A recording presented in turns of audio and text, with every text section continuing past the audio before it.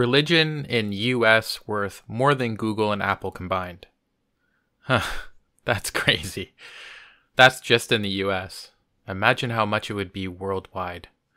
Faith economy worth $1.2 trillion a year, more than combined revenues of 10 biggest tech firms in America, study shows. Religion in the United States is worth $1.2 trillion a year, making it equivalent to the 15th largest national economy in the world, according to a study.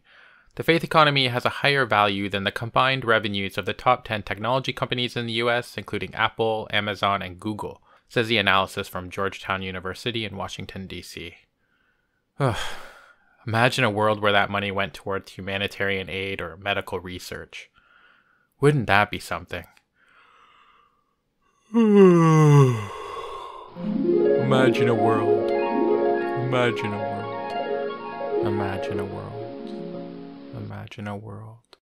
Imagine a world where you never read the headline, Faith-healing parents charged with murder in death of premature twin baby. The Mitchells, driven by religion, failed to send for medical aid when their newborn baby stopped breathing. The baby died mere hours later. If not for the intervention of the medical examiner, her twin sister may have died as well. This is nothing new. The mother's own sister was sentenced to 6 years in prison for the death of her newborn son. Worse, the majority of states have laws protecting parents and religious leaders from prosecution for child neglect, abuse, or even death for withholding medical care on religious grounds. And abetted by this legal cover, at least 140 children have died of perfectly treatable medical conditions in the United States from 1975 to 1995. Imagine a world without needless suffering from faith healing.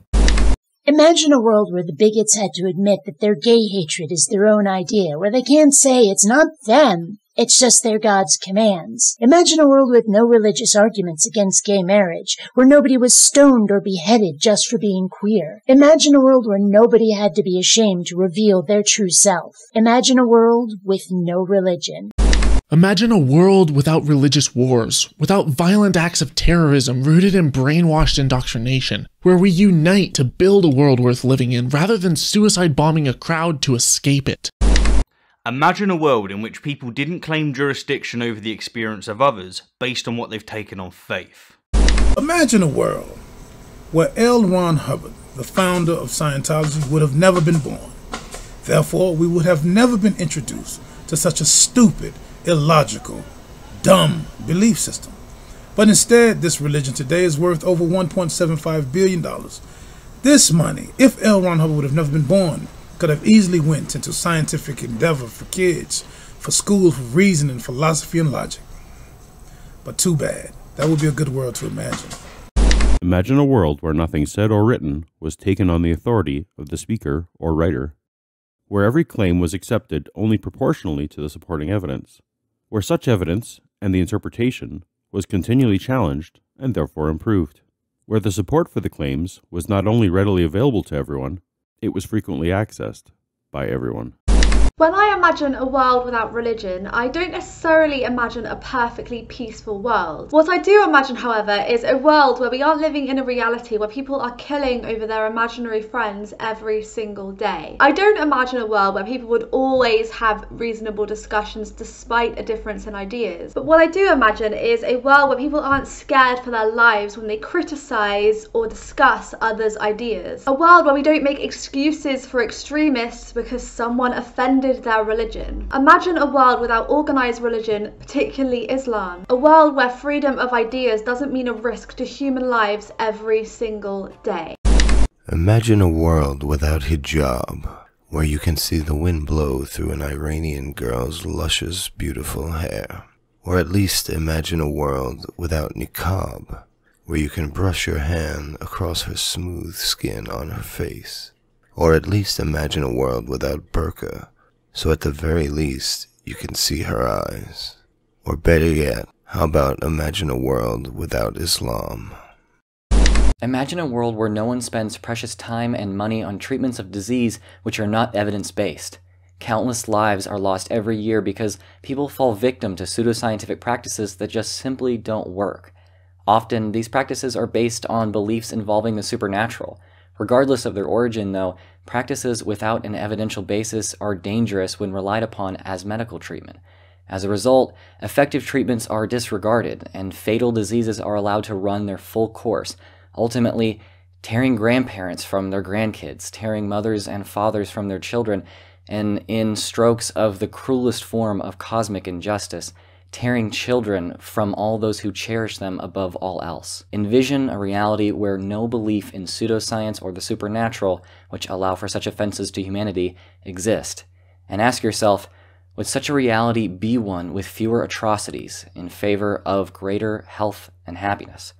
In doing this, you take the first step in making that reality our very own. Imagine a world where people gave serious thought to questions of why we love, why we feel wonder and awe, and why we consider some actions moral and others immoral. Where we continue to plumb the depths of these mysteries, using what we learn to make ourselves and society better, instead of just deciding they're all inevitably spiritual concepts that had to come from God. Oh, and where nobody claims there can't possibly be secular answers to these questions just because they themselves chose to stop thinking about them. Imagine a world that wasn't saturated by mainstream religion. Religious messages have been so normalized, people will take on very baggage-heavy labels as a default. Out of peer pressure, it's what's expected of them to do, even if they don't truly believe. And thus, undue reverence is given to ideas that are as equally absurd as any other mythology we have left far behind us. This normalizing of religion is the stagnation in society. And this prevents an honest, critical dialogue from actually happening. Imagine we could strip all of the emotion out of these arguments, all of the heritage, all of the baggage, and debate the ideas based solely on their merit. We would have won already. Imagine a world in which people didn't pretend to know things that they can't possibly know. Imagine a world without religious moral authorities. When faced with an action that conflicts with our conscience, we tend to rationalize it to avoid the mental conflict between doing something bad and being a decent person, one way being to project the responsibility onto an authority. If there were no morally authoritative religions in the world, then people wouldn't have the option to shunt responsibility onto an intangible, infallible, unchallengeable moral authority. Knowingly harmful actions, in terms of prejudicial or even violent acts, couldn't be excused by obeying the will of God. Of course, this isn't applicable to all religions nor all religious people, and of course there'd still be harmful acts and human authorities to appeal to, but no human authority is intangible, and any would be infinitely less infallible and unchallengeable than the moral commandments that are held with conviction to be the decree of God. Imagine a world where religious reverence isn't used as a shield for pedophiles, so that they can be recirculated into finding new victims in new areas. Imagine a world where children aren't scared of eternal damnation in hell, just for being themselves. They can go out, be free, love who they want to, and not have to worry about burning forever in a lake of fire.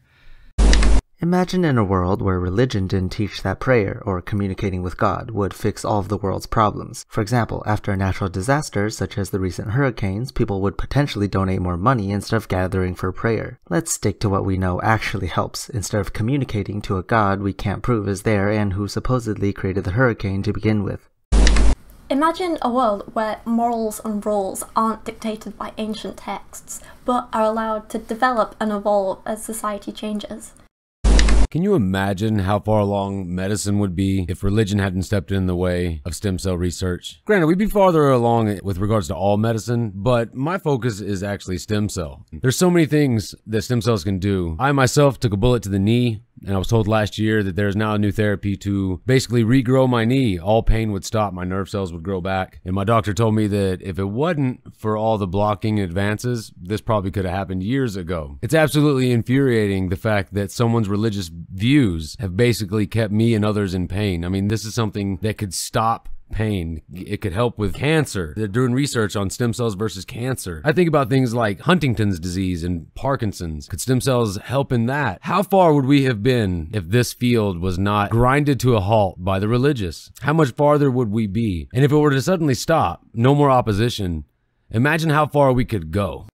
Imagine a world without honor killing, where gays don't fear for their lives and where women everywhere are given equal respect and an equal voice, and are treated like human beings rather than assimilating faceless into an ocean of silent black trash bags.